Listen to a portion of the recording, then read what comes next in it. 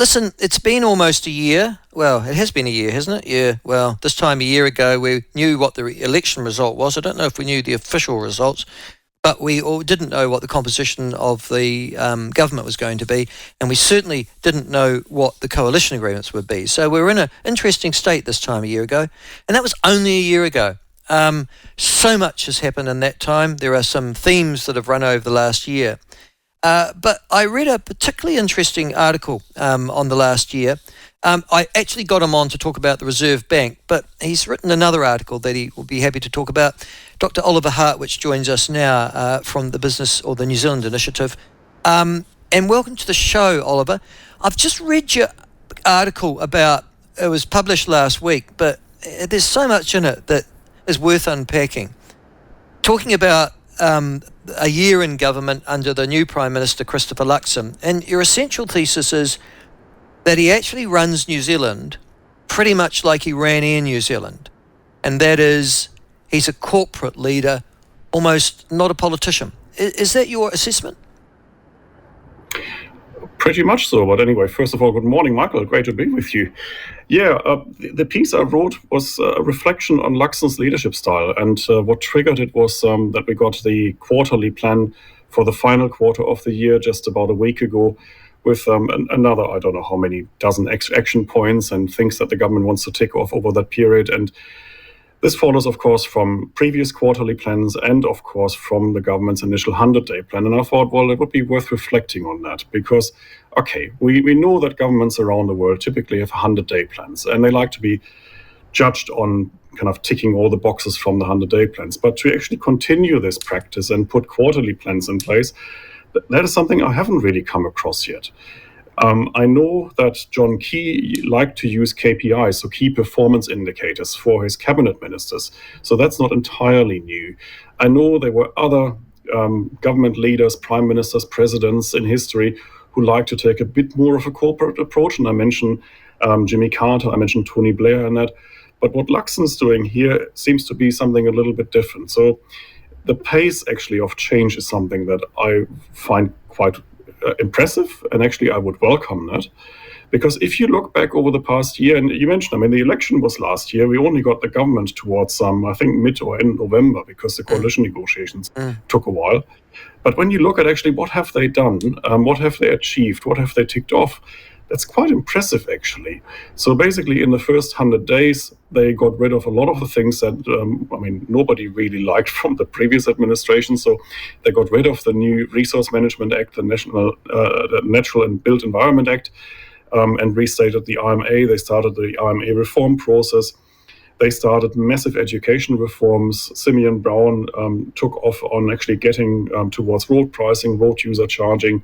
There is so much happening. And now actually the latest was over the weekend when Winston Peters and David Seaver both talked about foreign direct investment, which, by the way, was well signaled in advance. It's part of the coalition agreement, but it's happening now too.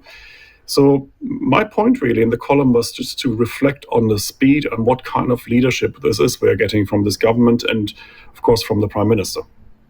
Yes, and it's interesting how that's going down. I think you're right about this pace that's undergone, and it's not something that we've seen before.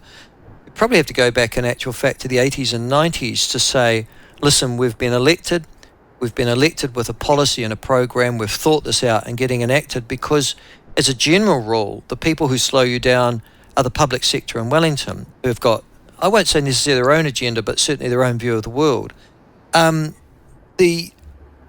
What has made the public sector fall in between? I mean, we got the leaks, they were inevitable from people who are upset. Is it also the threat that they might lose their job? Yeah, maybe just a comment on the leaks. I mean, you say they were inevitable, and probably in today's climate they are, but they shouldn't be, and we shouldn't accept that. I mean, the public service is there to serve. I mean, it's in the name. And unfortunately, we have a public service that has become quite politicized. Not necessarily in a party political sense, but actually in an ideological sense. So the public service obviously doesn't like some of the reforms being implemented, and so they've decided no longer to serve, or at least not the government of the day, and so they're leaking. But I think there's nothing acceptable about that. We should actually go back to a public service model as it used to be maybe 20, 30 years ago, where the public service just implemented what the politically elected government of the day wanted, because it is only the politically elected government that can claim any kind of democratic mandate. But anyway, But that's you're easy right. to do in actual fact, Oliver. All you have to do is keep on firing the chief executives of the departments, whether they're health, education. Yeah. That is easier said than done, because we make it practically impossible for the Prime Minister to fire any public service leaders, unlike Australia, for example. In Australia, I think we talked about this before, Michael. In Australia, the new incoming Prime Minister can shift heads of government departments around, fire them, and Albanese did that. In New Zealand, of course, in between all of this, we've got the Public Service Commission, and that makes it really hard for an incoming government to really assert themselves and say, no, we want to do things differently. And therefore, the ability of the new government, of the new Prime Minister, to actually implement their agenda with the public service is a bit limited. Yeah.